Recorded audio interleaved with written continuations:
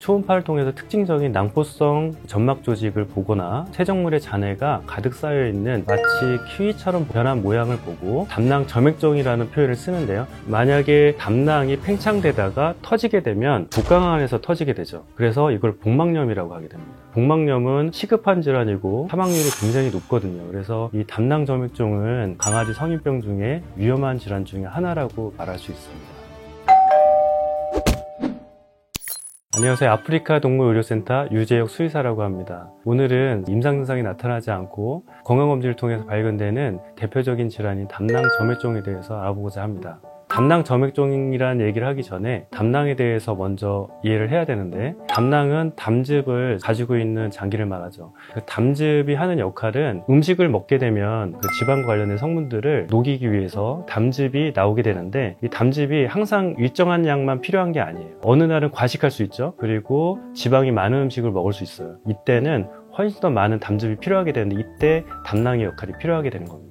담낭은 어떤 구조로 되어 있냐면, 간에서 나려오는 줄기를 시냇물이라고 하면 중간에 웅덩이가 하나 있어요. 근데 웅덩이가 저희는 담낭이라고 하죠. 시냇물이 졸졸 흘려서 모이는 관을 총담관이라고 하는데, 이 강이 끈적끈적한 퇴적물로 막히게 되는 거예요. 이 총담관이 막히는 거는 굉장히 위험한 거고, 이때 담즙이 배출되지 않아서 막힐 때 응급 상황을 간성 황달이라는 표현을 쓰게 됩니다. 근데 이 간성 황달은 굉장히 시급하고 위험한 질환이고, 만약에 담낭이 팽창되다가 터지게 되면 복강안에서 터지게 되죠. 그래서 이걸 복막염이라고 하게 됩니다. 복막염은 시급한 질환이고 사망률이 굉장히 높거든요. 그래서 이 담낭 점액종은 강아지 성인병 중에 위험한 질환 중에 하나라고 말할 수 있습니다.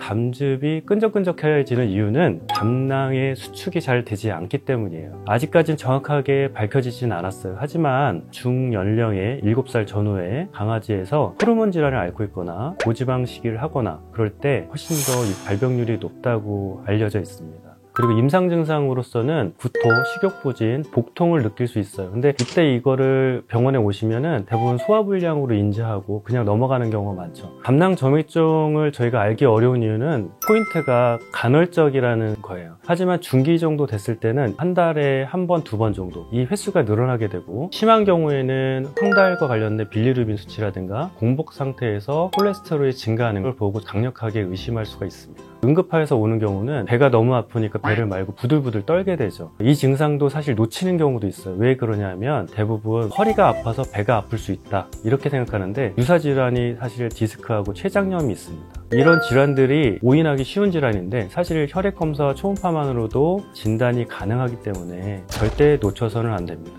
초음파를 통해서 특징적인 낭포성 점막 조직을 보거나 쇠정물의 잔해가 가득 쌓여 있는 마치 키위처럼 변한 모양을 보고 담낭 점액종이라는 표현을 쓰는데요. 혈액 검사를 통해서 담낭 점액종을 예상할 수 있는 간 누출 요소를 한번 말씀드려보면 ALKP, ALT, AST, GGT. 사실 이 항목들 중에 GGT라는 항목과 ALKP가 가장 근접한 수치고, 콜레스테롤 대사와 관련이 있기 때문에 콜레스테롤 수치를 좀 더 면밀히 봐야 됩니다. 실제적으로 콜레스테롤 대사와 관련된 질환을 갖고 있는 친구들, 당뇨병, 쿠싱이란 질환, 그리고 갑상선 기능 저하증, 고지혈증, 이런 친구들이 훨씬 더 진단이 많이 되기도 합니다.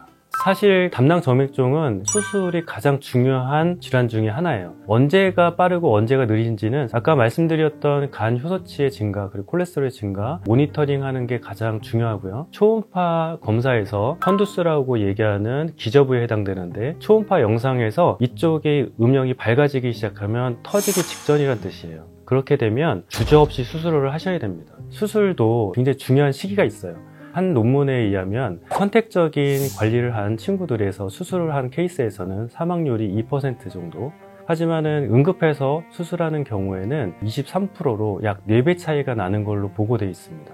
일반적인 수술이 사망률이 1% 이하는 걸 감안하면 매우 높은 수치인데요. 담낭 점액종이 그 임상 증상이 크게 보이지 않는 질환이기 때문에 대부분은 응급해서 수술하는 데까지 걸리는 시간이 굉장히 짧고, 보호자분들이 인지를 못하고 있기 때문에 대부분은 이보다 높은 사망률을 갖기도 합니다.